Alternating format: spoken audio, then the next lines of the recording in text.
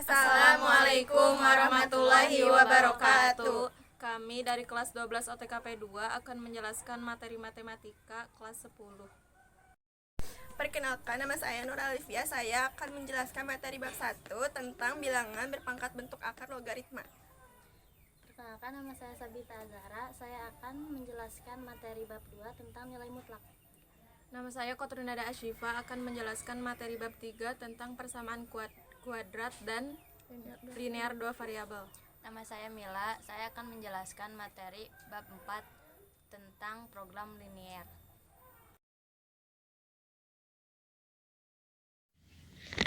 Bilangan berpangkat. Apabila ada sebuah bilangan A dikalikan sebanyak n kali, maka bisa dikatakan sebagai A pangkat n atau A pangkat n. Bilangan berpangkat dapat dinyatakan dengan rumus sebagai berikut, di mana A sama dengan bilangan basis atau dasar, n sama dengan bilangan pangkat atau eksponen. Bilangan bulat positif, bilangan yang disederhanakan dari hasil perkalian dengan basis bilangan yang sama. Dapat dirumuskan sebagai berikut. Contoh bilangan pangkat bulat positif. 4 pangkat 2 sama dengan 4 kali 4 sama dengan 16.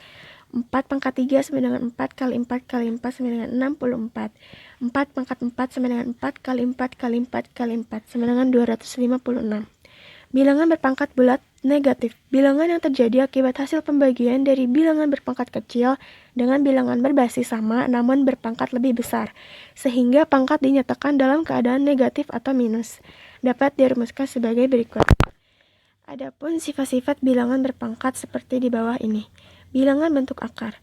Hubungan akar dengan pangkat. Akar sebenarnya adalah bentuk lain dari pangkat pecahan. Lihat persamaan berikut. Aljabar dalam bentuk akar. Berikut ini adalah sifat-sifat akar dalam operasi aljabar. Penyebut irasional. Maksudnya adalah penyebut yang berbentuk akar. Bilangan tersebut disebut juga dengan bilangan yang tidak rasional, karena sulit untuk dipecahkan. Oleh karena itu, penyebut harus diubah menjadi bilangan bulat atau bilangan yang rasional dengan cara-cara berikut. Logaritma. Hubungan akar, pangkat, dan logaritma. Jika akar adalah bentuk lain dari pangkat, maka logaritma adalah lawan dari pangkat. Jika dalam pangkat yang kita cari adalah hasil dari perkalian berulang tersebut, maka logaritma adalah mencari berapa banyak. Logaritma adalah lawan dari pangkat. Jika dalam pangkat yang kita cari adalah hasil dari perkalian berulang tersebut, maka logaritma adalah mencari berapa banyak perkalian yang terjadi alias mencari pangkat tersebut. Perhatikan contoh berikut. Sifat-sifat logaritma seperti di bawah ini.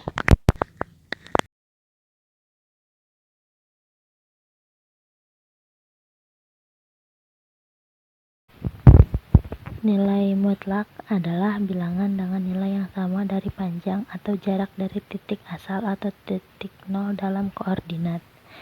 Nilai mutlak dalam kalkulus sangat berguna untuk menyelesaikan berbagai persoalan matematika, baik pada persamaan maupun pertidaksamaan. Berikut penjelasan lengkap mengenai nilai mutlak.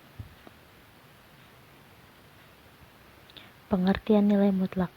Semua bilangan mempunyai nilai mutlaknya masing-masing.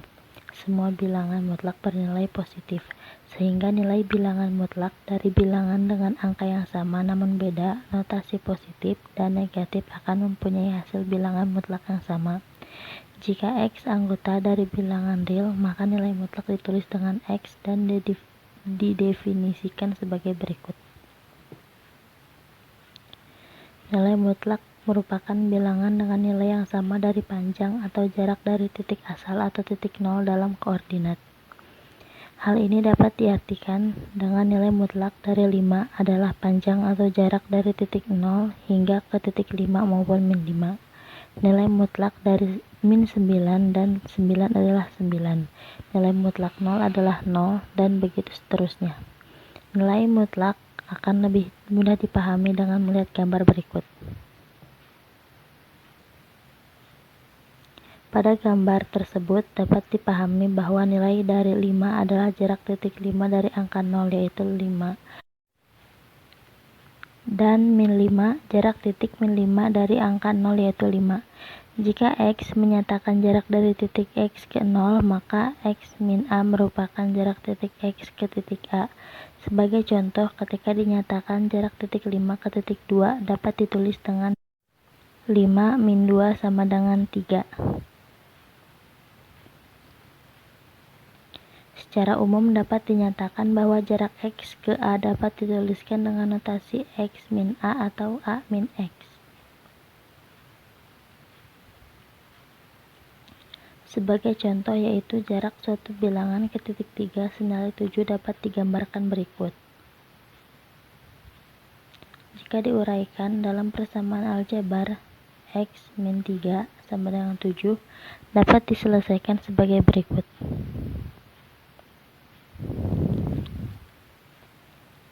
Ingat bahwa X min 3 adalah jarak bilangan X ke titik 3, dengan X min 3 sama dengan 7 adalah jarak bilangan X ke titik 3 sepanjang 7 satuan.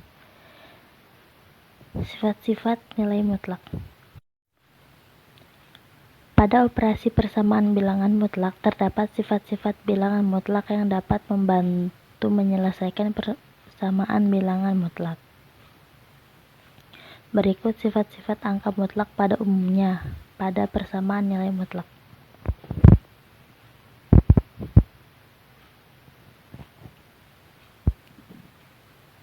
Sifat-sifat nilai mutlak pada pertidaksamaan sebagai berikut.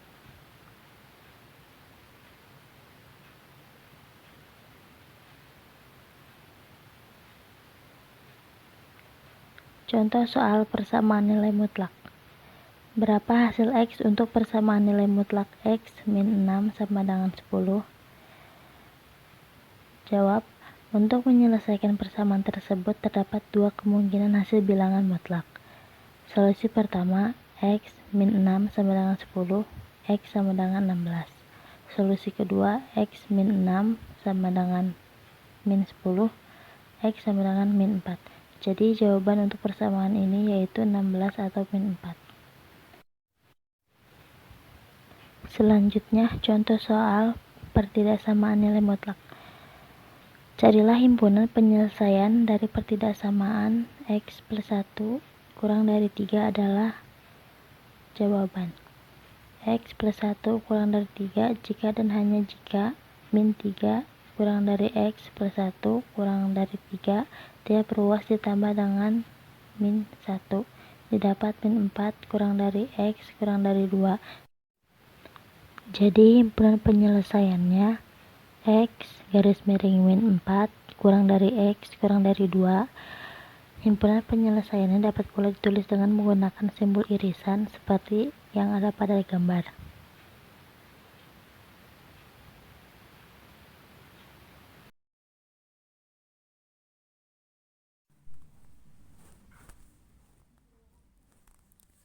Satu, sistem persamaan linear dan kuadrat dua variabel, yaitu disingkat dengan SPLKdV. Bentuk umum sistem persamaan linear dan kuadrat dua variabel dengan variabel X dan Y adalah Y sama dengan AX plus B, bentuk linear. Y sama dengan PX kuadrat plus QX plus R, bentuk kuadrat, dengan A, B, P, Q, R adalah bilangan real. Langkah-langkah menyelesaikan SPLKdV diantaranya yaitu 1. Substitusikan Y sama dengan AX plus B ke Y sama dengan PX kuadrat plus QX plus R sehingga berbentuk persamaan kuadrat. 2. Tentukan akar-akar persamaan kuadrat yang terbentuk yakni X1 dan X2. 3. Substitusikan X2 dan X1 dan X2 ke persamaan bentuk linear untuk mendapatkan Y1 dan Y2. 4. Himpunan penyelesaian adalah X1 Y1, X2 Y2. Himpunan penyelesaian antara persamaan bentuk linear dan bentuk kuadrat memiliki 3 kemungkinan, yakni 1. Jika D lebih besar dari 0, maka garis dan parabola berpotongan di dua titik yang merupakan himpunan penyelesaiannya. 2. Jika D sama dengan 0, maka garis dan parabola berpotongan di satu titik yang merupakan himpunan penyelesaiannya. 3. Jika D kurang dari 0, maka garis dan parabola tidak berpotongan sehingga tidak mempunyai himpunan penyelesaian. Contoh soal perhatikan di bawah ini.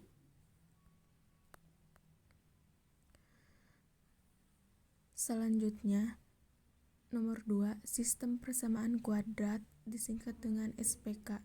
Sistem persamaan kuadrat dengan variabel X dan Y secara umum dinyatakan sebagai berikut.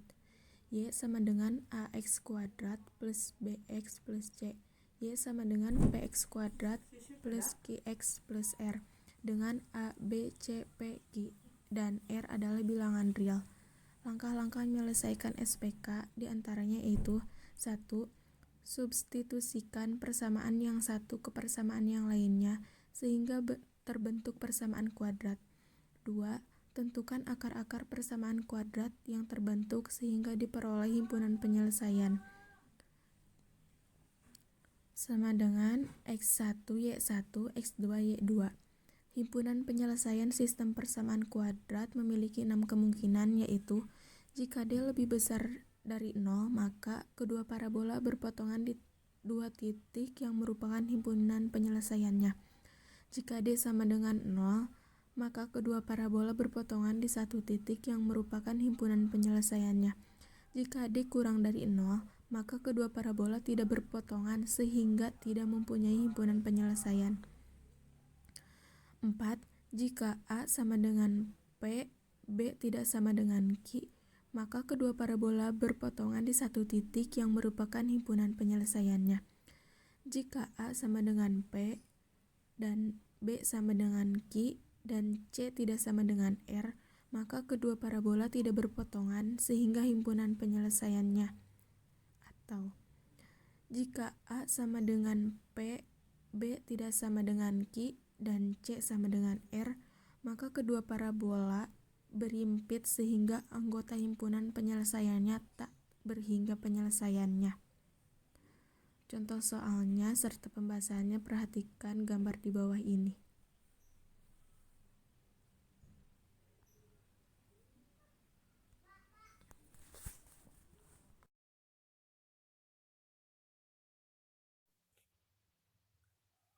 Program linier merupakan salah satu metode dalam menentukan solusi optimal dari suatu permasalahan linier. Dalam program linier terdapat fungsi objektif atau fungsi tujuan. Syarat, batas, dan kendala dalam program linier merupakan suatu bentuk pertidaksamaan linier. Langkah-langkah program linier berikut merupakan langkah-langkah dalam menentukan optimasi menggunakan teknik program linier. 1. Tentukan variabel-variabel kendalanya. 2. Tentukan fungsi tujuan. 3. Susun model dari variabel-variabel kendala. 4. Gambarkan grafik dari model yang telah dibuat. 5. Tentukan titik-titik potong dari grafik. 6. Tentukan daerah penyelesaian yang sesuai.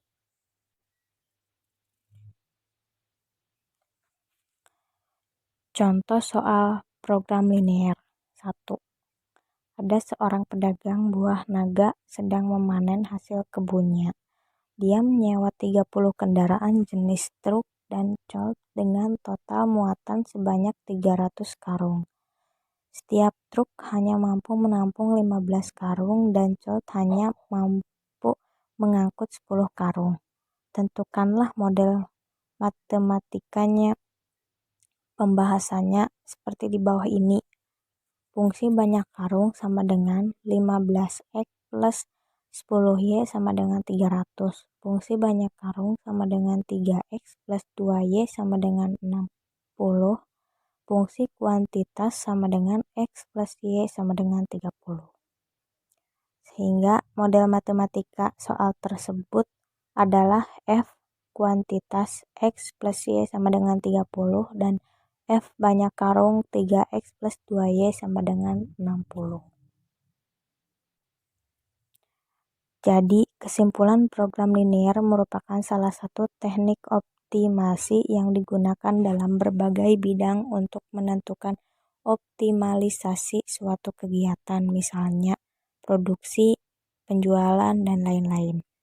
Langkah-langkah perhitungan dengan menggunakan program linier yaitu menentukan variabel kendala, menyusun fungsi tujuan, menyusun fungsi model, menggambar grafik model, menentukan titik potong grafik, menentukan daerah penyelesaian, dan menentukan nilai optimum dari fungsi tujuan.